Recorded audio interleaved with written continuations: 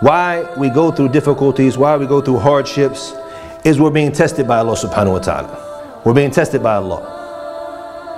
And this trains us and it disciplines us. And everything that comes from Allah subhanahu wa ta'ala. Because if it's good at all times, is it really a test? It's always good. You go out and you buy a new car every 2-3 months. Bentley today, Rolls next month, Ferrari. You change it up.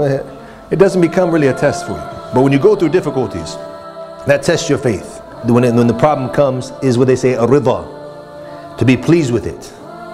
When something happens, a calamity happens, calamity strikes, the highest form is the rida, to be pleased with it. Then next you have to have sabr, and then obviously we have to have sabr. I'm going to tell you a story that happened to a brother in Saudi Arabia. As you know, if you've been to Saudi Arabia, they have big families, mashallah tabarakallah. How many kids do they have each family? 8, 10, it's normal.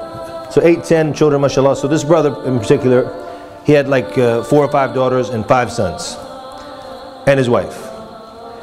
They're driving down the road, obviously had 2 cars, and they put his son they were in the pickup truck in front of him. As they're driving, they were going through an intersection on the way. A big tractor trailer, semi-truck, comes flying through the intersection, doesn't stop, hits his sons in front of his eyes. Totally destroys the car, there's nothing left. Just completely totaled. When you see the car, he said, I knew immediately that all of his sons, all 5 of them, had just died in front of his eyes. What did he do? So the brother stopped on the side of the road, time of patience, went out and he made sujood shukr. Prostrate for Allah subhanahu wa ta'ala. Being thankful. Not because he's happy his sons died, he's devastated. But he's happy with the qadr. He said, because there's nothing, you can't change it. They're gone, they're gone.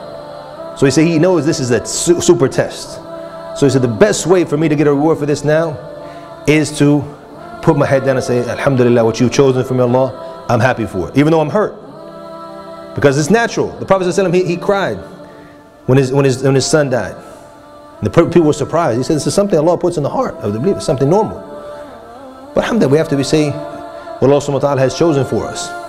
If you guys heard the story of our brother recently, the doctor, Tawfiq, his children were burnt in the house and his wife was burnt in this mistaken identity case. Tragic. But if you heard him talk, and the thing is, he's not a lecturer. He's never talked before. This is the first time he's ever talked because he had to talk. Even I was listening to it because we had a problem in our masjid in Ireland where I was, in the center.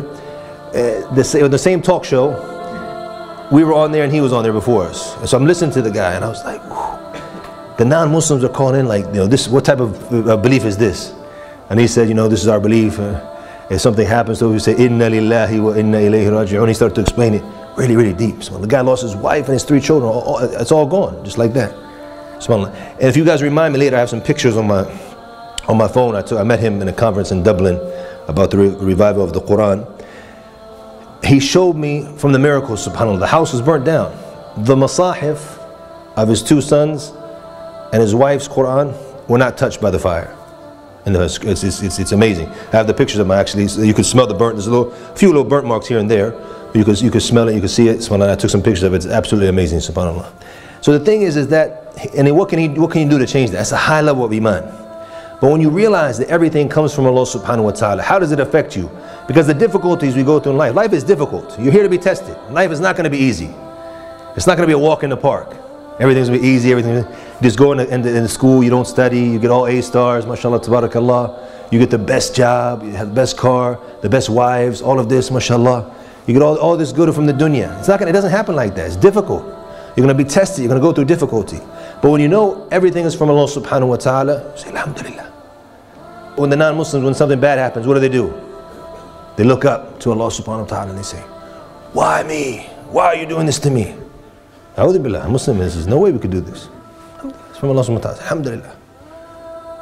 We never know where the good is. So this type of iman has a big effect, because a lot of the things when we talk about purifying the soul, it's not just about dhikr and reading the Quran and salat and hajj and siyam and all this and everything's going to be grand. No, you're going to go through some difficulties.